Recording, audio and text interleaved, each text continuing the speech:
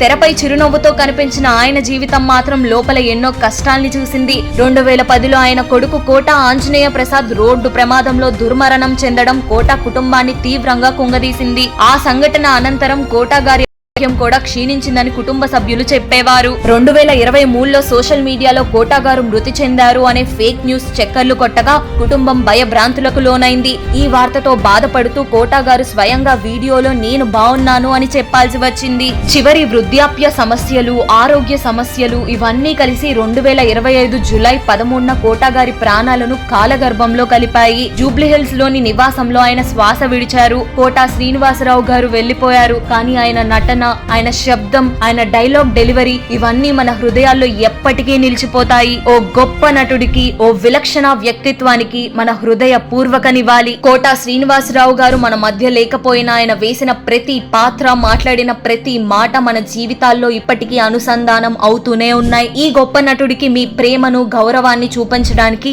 ఈ వీడియోని లైక్ చేయండి. కమెంట్ లో మీకు అతను చేసిన పాత్రలో ఏ పాత్ర అంటే ఇష్టమో రాయండి. మర్చిపోవద్దు.